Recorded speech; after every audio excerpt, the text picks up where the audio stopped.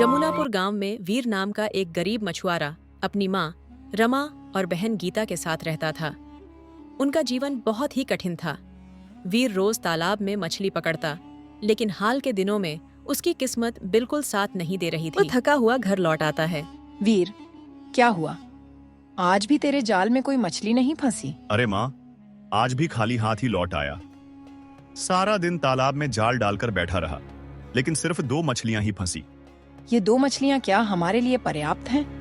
खाने के लिए और भी बहुत चीजें चाहिए। मुझे मछली पकड़ने के अलावा और कोई काम नहीं आता माँ। अब मैं क्या करूं? मेरी किस्मत ही साथ नहीं दे रही। हाँ भैया, आप दूसरे तालाब में क्यों नहीं जाते? मैंने सुना है जंगल के तालाबों में मछलियाँ बहुत होती हैं। शायद तुम सही कह रही हो गीता। कल मैं जंगल जाकर मछली पकड़ूंगा। बेटा, कब तक हम गरीबी में जीते रहेंगे? गीता भी अब जवान हो रही है, उसका घर वाला बनाना भी है। वीर ने कुछ नहीं कहा और चुपचाप सो गया। अगली सुबह वीर अपना जाल लेकर जंगल की ओर निकल पड़ा। रास्ते में उसे एक मछुआरा मिला। अरे वीर, जंगल की तरफ जा रहे हो? लगता है वहाँ मछलियाँ पकड़ने वाले हो। हाँ, पर मुझे डर है कि कुछ नहीं मिलेगा। समय खराब है तो सब काम खराब होते हैं। तुम समंदर में भी जाल डालो, मछली नहीं फंसेगी। इतना कहकर मछुआरा वहां से चला जाता है। वीर जंगल के तालाब में पहुंचा और जाल फैलाकर बैठ गया। शाम तक जाल में केवल 2 मछलियां फंसीं। वीर निराश होकर बोलता है, अब इन्हें बेचकर पेट भरना भी मुश्किल है। वीर मछली लेकर घर की ओर चल देता है। मछुआरा फिर मिलकर देखा। अरे वीर, तुम्हारे जाल में केवल 2 ही मछलियाँ, जंगल जाने का क्या फायदा? वीर निराश होकर घर माँ, लौट आया। आज भी केवल 2 मछलियां ही मिली। कम से कम इन्हें खा लो, पेट तो भर जाएगा। हाँ, लेकिन मेरी किस्मत बहुत खराब है। मछली पकड़ने से भी कोई फायदा नहीं। बेटा, हिम्मत मत हारो। हमारे राज्य का राजा सूरज बहुत दयालु है, तुम उससे मदद मांगो। अगले दिन वीर राजा के दरबार में गया। महाराज, मैं वीर हूँ, जमुनापुर का रहने वाला। हमारी हालत बहुत खराब है। मेरी बहन गीता की शादी भी करनी है। कृपया मेरी मदद कीजिए। राजा सूरज गहरी नजर से देखकर बोले, मैं क्या करूं? अगर तुम्हारी किस्मत खराब है तो इसमें मेरा क्या दोष?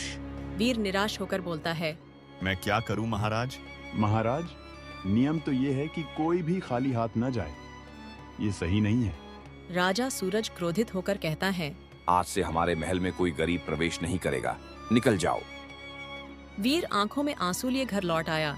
भैया, हिम्मत मत हारो, एक दिन भाग्य जरूर बदलेगा। हाँ गीता, तेरी बातों से मुझे हिम्मत मिलती है। अगले दिन वीर जंगल के तालाब में मछली पकड़ने गया। तभी उसका जाल अचानक भारी हो गया और उसमें एक सोने की मछली फंसी। सोने की मछली मनुष्य की आवाज में बोलती है, वीर, मुझे छोड़ दो, मैं तुम्हें एक रहस्य बताऊंगी। वीर मछली को बोलता देख चौंक जाता है। तुम कैसे बात कर रही हो? मैं जादुई मछली हूँ, मुझे आजाद करोगे तो तुम्हारा भाग्य बदल जाएगा। वीर ने मछली को छोड़ दिया। मछली ने उसे जंगल में एक खंडहर और जादूगर के बारे में जानकारी दी। अगले दिन वीर ने जंगल की गहराई में पैदल यात्रा शुरू की। रास्ता डरावना और घना था। कुछ देर चलने के बाद उसे एक रहस्यमयी आवाज सुनाई दी। इस जंगल की गहराई में क्यों आए हो? प्रणाम साधु महाराज, मैं वीर हूँ। मछली ने मुझे बताया कि यहाँ एक खंडहर में जादूगर मैना पक्षी को कैद किए हुए है। मैं उसे आजाद करना चाहता हूँ। बहादुर हो तुम, लेकिन क्या तुम जानते हो ये जादूगर बहुत खतरनाक है। मैं अपने परिवार के लिए कुछ भी कर सकता हूँ। ठीक है, मेरी आशीर्वाद तेरे साथ है, लेकिन याद रखो, खंडहर में सीधे मत जाओ। जादूगर दोपहर के समय थोड़ी देर के लिए बाहर जाता है। उसी समय मैना पक्षी से बात करना। मैना पक्षी से बात? क्या वह भी मनुष्य की तरह बोलती है? हाँ, ठीक वैसे ही जैसे जादुई मछली तुमसे बात करती थी। वह तुम्हें एक रहस्य बताएगी, उसके बाद ही जादूगर का ठीक है सामना साधु करना। महाराज, मैं आपकी बात मानूंगा। वीर ने जंगल में लंबा सफर किया। दूर जाकर उसे खंडहर दिखाई दिया। दोपहर का समय हो चुका था।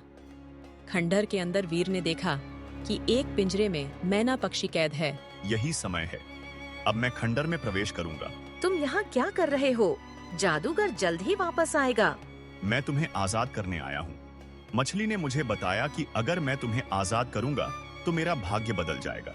पहले पास के बूटी के तालाब में स्नान करो। वहाँ स्नान करने से जादूगर के तांत्रिक मंत्र काम नहीं करेंगे। समझ गया, मैं अभी वहां जाऊंगा। वीर बूटी के तालाब तक पहुंचा। तालाब का पानी चमकदार और रहस्यमयी था। तालाब की आवाज आती है, यदि तुम नेक इरादों से स्नान करोगे तुम्हें कोई नुकसान नहीं होगा। वीर ने स्नान किया।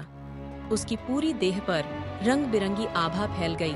वीर खुश होकर कहता है, अब मैं तैयार हूँ। वीर खंडर में वापस आया। तभी जादूगर प्रकट हुआ। कौन हो तुम? मेरा अंत करने आया है। मैं कोई जादूगर नहीं हूँ। मैं बूटी के तालाब में स्नान करके आया हूँ। अब तुम्हारे मंत्र मुझ पर असर नहीं करेंगे। हाँ हाँ हाँ, है बूटी का तालाब केवल कुछ समय के लिए ही असर करेगा। वीर ने मौका देखकर जादूगर के चेहरे पर जोरदार मुक्का मारा। जादूगर संभल भी नहीं पाया और उसका सोने का दांत टूट गया। ये कैसे संभव हुआ? मैना पक्षी ने तुझे यह रहस्य बताया। इतना कहकर जादूगर एकदम से गायब हो गया। पिंजरे की आभा गायब हो गई और मैना पक्षी रानी नैना के रूप में बदल गई। तुम कौन हो? मैं इस राज्य की राजकुमारी हूँ, राजा सूरज की पुत्री। यह तो वही राजा है जिसने मुझे दरबार में अपमानित किया। सच ये है कि असली राजा सूरज को मंत्री ने मार दिया था। मंत्री अब राजा का रूप धारण किए हुए था। तो वह दरबार में बैठा जो मुझे अपमानित किया, वह असली राजा नहीं था? हाँ, और जादूगर के साथ उसने हमारा राज्य कब्जाने की साजिश की थी। अच्छा, तो ये बात है। रानी नैना ने वीर को जादूगर की राख दी। दोनों राजमहल पहुंचे। अब यह राख मंत्री के चेहरे पर डाल दूंगा। जैसे ही वीर ने राख डाली, मंत्री का असली रूप सबके सामने आ गया और वह राजा से मंत्री बन गया। अब असली राजा सूरज की सरकार फिर से शुरू होगी। सारे दरबार में खुशी का माहौल था। वीर, मैं तुमसे विवाह करना चाहती हूँ और यह राज्य तुम्हें सौंपना चाहती हूँ। वीर मुस्कुराते हुए, हाँ, मैं तुम्हारे साथ रहूंगा। तभी वहाँ परी प्रकट हुई और कहा, मैना पक्षी को आजाद करने से ही तुम्हारा भाग्य बदल गया। वीर अब एक गरीब मछुआरे से राजा बन गया। वीर अपनी पत्नी रानी नैना, माँ रमा और बहन गीता के साथ महल पहुंचा। गांव वाले पहले उसके मजाक उड़ाते थे, अब उसकी किस्मत पर नाज करने लगे। साधारण मछुआरे वीर की बहादुरी और नेक दिल ने उसकी किस्मत बदल दी। अब वह न केवल राजा बल्कि एक न्यायप्रिय और दयालु शासक बन चुका था।